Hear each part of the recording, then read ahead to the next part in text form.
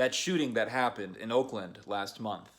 Two officers were patrolling a George Floyd protest in Oakland, and a white van drove in front of them. The sliding door opened, and a man in the van opened fire on the officers, killing one and critically injuring his partner. What did we all assume when news of that story broke out? We all thought, well, it was those BLMers. It was those Black Lives Matter guys, those Afrocentric militants, those Black Power guys. Had to have been some far left fanatics who were just bent on murdering cops. That's what all of us assumed. Well, we were wrong, because it was recently revealed that the shooter was a right-wing fanatic who was a part of an anti-government, far-right libertarian movement. His name is Stephen Carrillo, the shooter's name, and he was a part of this movement. He was a fanatic who believed that through violence, he and his movement could accelerate society towards chaos. And through that chaos, they could establish their utopian vision. Now, we are living in a very, very scary time, because we are in a transition point towards an era of extreme fanaticism. We are seeing the presaging signs of it all. For years, really for decades, when the word fanatic or radical came up, what was the picture that popped up in our heads? Taliban, Al-Qaeda, Islamic terrorists. This is what we usually associated the word fanatic or radical with. It had that Islamic connotation. And it was because of our perception. It was also because of what was taking place in the news at that time. Most Americans didn't know anything about Islam or Islamic fundamentalism. And then when 9/11 happened, bam! A new meaning to the word fanatic and radical came up in this very America-centric dimension, if you will. Or Western-centric, I should say. But there's something that we are going to have to get used to, and we are going to get used to, whether we want to or not, and that is the phenomena of the Western fanatic. And by West, I don't mean just Western Europe. I also mean Eastern Europe as well, and North America. Eastern Europe is west of Asia, really. So, it's east to us, but to them, they're west. When they're looking at Asia and Asia, that's what they're thinking. The Middle East, they're west. But this is a phenomena that we have to get used to, and we are going to get used to. The phenomena of the Western fanatic. For years we've been so used to the Islamic fanatic, but now we have to get used to another fanatic, a fanatic that has been here for a very, very long time, really for thousands of years, the Western fanatic. But because we have been so used to Islamic fanatics and Islamic radicals, we haven't really thought about this reality which has been sort of dormant for a while, but is now awakening because of the circumstances that we are going through today. Coronavirus, a lot of anger over the quarantine lockdowns, a lot of anger over extremely high rates of unemployment, businesses being shut down, all that stuff. There is a lot of anger. There's also a lot of anger being directed towards immigration, a lot of anger being directed towards the police. And both of these forms of anger are very hysterical and stem from delusion, really. Although there is truth in both of these arguments. I mean, hey, every good lie has a half-truth in it. But the phenomena of the Western fanatic is very real. It's not something that, you can just make up. from the 30 Years' War to World War I, World War II, and you can go back to the French Revolution and before, what took place in Bohemia. There was a tremendous amount of extremely violent, sadistic fanaticism. If you look at the Hussite movement in Europe, the Bohemian movement, which is the Hussite movement. The Hussites beheaded people and slaughtered people, and they took over the University of Prague and made it the new headquarters for the government of Bohemia, and they started a whole war with the Holy Roman Empire. And then that eventually accelerated into the 30 Years' War, which lasted for, 30 years plus, if you include the conflict between France and Spain that continued after that. It was pretty horrendous.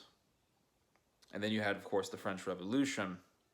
Hundreds of thousands of people beheaded for some weird cult of reason and some weird utopian idea of absolute equality and the hatred for the royal class.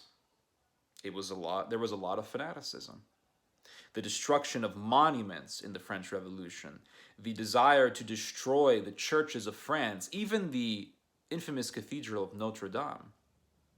It was fanaticism. And then, of course, we all know about World War I and World War II. Lots of fanaticism in both of those conflicts. Fanaticism against the Slav, fanaticism against the Latin, the Southern European. And then before that, the Germans in Namibia massacred so many people, so many Africans in that country. Taking the body parts of Africans and sending them back to Germany to study, for science. Fanaticism. World War II, of course, we all know what happened there. Massacre of millions upon millions of people simply because of their ethnicity. All in the name of some Darwinian utopian ideology of establishing a world where only the superior man, the Übermensch, will reign and supreme. Fanaticism. Fanaticism. And then you go to 2014, Ukrainian nationalists burning alive dozens of people simply because they weren't loyal to their cause. That happened. And they denied it, but it happened. Fanaticism. Fanaticism. And then we fast forward to now. People wanting to tear down statues. They want to tear down the statue of Thomas Jefferson and George Washington because they own slaves. You have to tear it down, even though slavery was a very common establishment, just like employment is today. You have to tear it down, regardless of the fact that these men, George Washington and Jefferson, didn't hate slaves. They abhorred the abuse of slaves. Well, that doesn't matter. Tear it down. Tear it down. It is left-wing reactionaryism, left-wing iconoclasm. It's fanaticism. No reason, no middle ground can be reached with these people. They just want to destroy. They want to destroy institutions, be it the police, be it the church. Just like in the French Revolution, they'll talk about the corruptions of the church, but if you tell them about all the good things that the church has brought, that doesn't matter. We have to destroy it. They can tell you about all the bad things that cops have done. But if you tell them about all of the innumerable good deeds that cops have done in this country, that doesn't matter. Destroy the whole institution. Fanaticism. It's fanaticism. People can point to you certain stories where immigrants have done bad things, but then if you tell them about all the millions of immigrants who live in this country and all the millions of good things that they bring and contribute to this society, all the taxes that they have paid into our economy, that doesn't matter. We have to just stop all immigration. Have to get rid of it. Fanaticism. It's fanaticism. There's a virus. It's, killing tens of thousands of people. It's already killed over 100,000 people. That doesn't matter. We should just allow life to go on as normal. To hell with the government says. Let's march on the streets. In fact, bring your gun with you. Bring your assault rifle with you. We're going to march through the streets with our assault rifles to instill fear and use our guns as a form of protest. Fanaticism. It's fanaticism.